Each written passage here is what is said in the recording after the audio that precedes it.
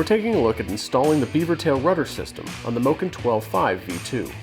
This process will be the same for the Moken 10 V2, the Moken 14, and the Lure Tandem. There are some small changes to the assembly of the rudder for the Lure 10, 11.5, and 13.5, but we'll cover that when we get to that step. To complete the install, you will need the following tools: a Phillips head screwdriver, a pair of wire cutters, a pair of pliers, a lighter, some masking tape, a 2.5mm Allen key, and a drill with a 9/64 bit. The first step is to remove the standard footrests from your boat.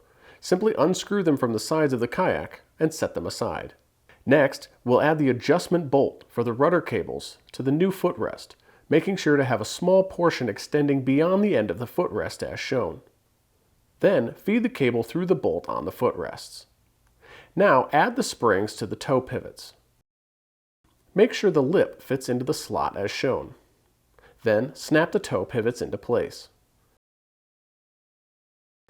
Next, run the rudder cable through the small opening on the underside of the footrest as shown. Once the wire is pulled through, we'll wrap it around the toe pivot and into the channel on the footrest.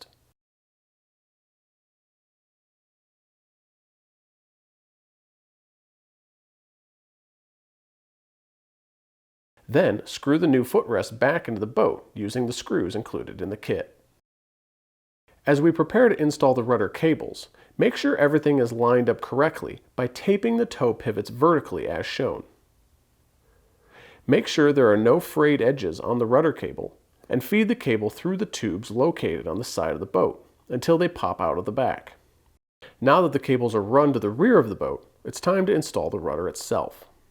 To get started, some boats require a rudder pin sleeve. Place the thicker plastic washer on the top of the opening for the rudder as shown. Then, set the rudder on top of the handle and add the thinner washer to the rudder as shown.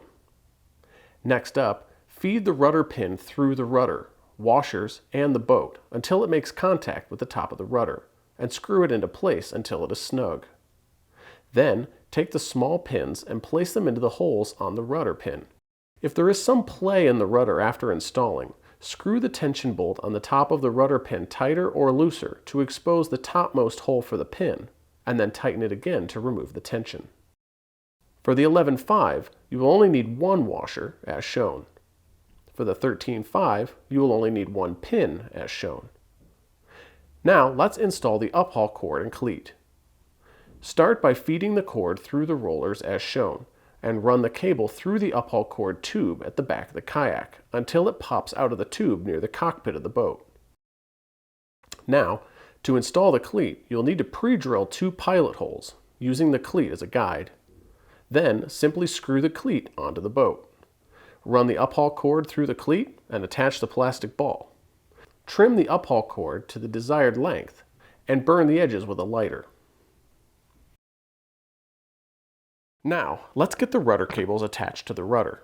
Unscrew the grub screw to expose the opening in the cable connector, and feed the rudder cable through the hole.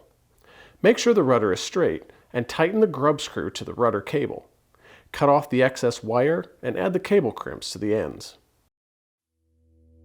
Now you're all set. You'll be tracking on the water in no time. For more information or questions, visit feelfreeus.com.